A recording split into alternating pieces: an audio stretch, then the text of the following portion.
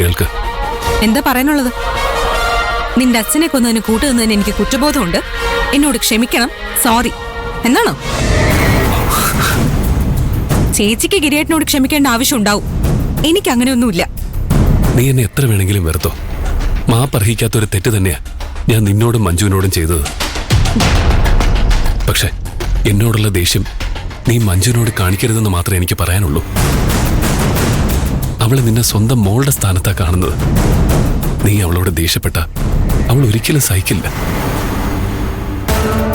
എത്രയൊക്കെ പിണങ്ങിയാലും നിനക്ക് അവളോടുള്ള സ്നേഹം കുറയില്ലെന്ന് എനിക്കറിയാം. ഇല്ലെങ്കിൽ പിന്നെ അവള് തലയിറങ്ങി വീണെന്ന് കേട്ടപ്പോ നീ ഓടി ചെല്ലുമായിരുന്നോ? ഞങ്ങൾ തമ്മിലുള്ള ബന്ധത്തെക്കുറിച്ച് ഗിരിയേട്ടൻ എത്ര മനസ്സിലാക്കാൻ ശ്രമിച്ചാലും പറ്റില്ല. അതുകൊണ്ട് അതിന് ശ്രമിക്കാതിരിക്കുന്ന നല്ലത്. പിന്നെ ചേച്ചിയോട് സ്നേഹമുള്ളതുപോലെ ഗിരിയേട്ടൻ ദയവ് ചെയ്ത് അഭിനയിക്കരുത്.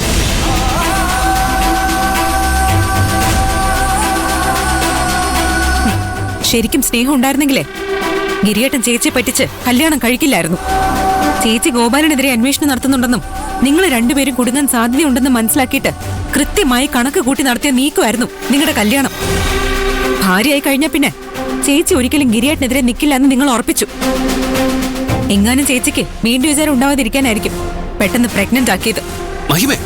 ഒച്ച വെക്കണ്ട. ഈ ഗുണ്ടായ്സൊക്കെ നാട്ടുകാരുടെ അടുത്ത് ഇറക്കിയാൽ മതി. ഞാൻ മാധവന്റെ മകളാ. എന്റെ അടുത്തൊന്നും ഏൽക്കില്ല. ശരി, നീ പറഞ്ഞതുപോലെ എല്ലാ തെറ്റും എന്റെ ഭാഗത്ത് തന്നെയാ. നിന്നെ പോലെ തന്നെ നിന്റെ ചേച്ചിയും എന്നെ കുറ്റപ്പെടുത്തുന്നുണ്ട്. എനിക്ക് അവളും കുഞ്ഞും ഇല്ലാതെ ജീവിക്കാൻ പറ്റില്ല. ഇനി എന്ത് ചെയ്താലാ ഞാൻ ചെയ്ത തെറ്റിനുള്ള പ്രായശ്ചിത്താവുന്നു പറഞ്ഞതാ. ഞാൻ വെറുതെ പറഞ്ഞിട്ട് മാത്രം കാര്യമില്ലല്ലോ. ഗിരിയേട്ടൻ അത് ഒരിക്കലും ചെയ്യില്ല. നീ എന്താ ഉദ്ദേശിക്കുന്നതെന്ന് പറ. ഗിരിയേട്ടൻ കുറ്റസമ്മതം നടത്തി ശിക്ഷ ഏറ്റുവാങ്ങണം. അത് മാത്രം പോരാ, ഗോപാലന എന്റെ അച്ഛനെ കൊന്നെന്ന് മൊഴി കൊടുക്കാൻ വേണം. നിങ്ങൾ രണ്ടുപേരും ചെയ്ത തെറ്റിന് നിയമം അനുശാസിക്കുന്ന ശിക്ഷ അനുഭവിച്ചാൽ മതി. കഴിഞ്ഞതെല്ലാം മറക്കാൻ കഴിയില്ലെങ്കിലും ഗിരിയേട്ടനോട് ഞങ്ങൾക്ക് ക്ഷമിക്കാൻ കഴിഞ്ഞു എന്ന് വരും. എന്താ, പറ്റുമോ? പറ്റില്ല അല്ലേ? പിന്നെ വെറുതെ കുറ്റബോധം ഉണ്ടെന്ന് പറയരുത്. ഞാൻ എന്ത് ശിക്ഷ വേണമെങ്കിലും ഏൽക്കാൻ തയ്യാറാ. പക്ഷെ ഗോപാൽജി, ഞങ്ങളുടെ അച്ഛനെ കൊന്ന മനുഷ്യനെ ഗിരിയേട്ടൻ സംരക്ഷിക്കുന്നത്. ഇതറിഞ്ഞിട്ട് ഗിരിയേട്ടനോട് ഞങ്ങൾ ക്ഷമിക്കണം എന്നാണ് ഗിരിയേട്ടൻ ആഗ്രഹിക്കുന്നത്. അതൊരിക്കലും നടക്കാൻ പോകുന്നില്ല.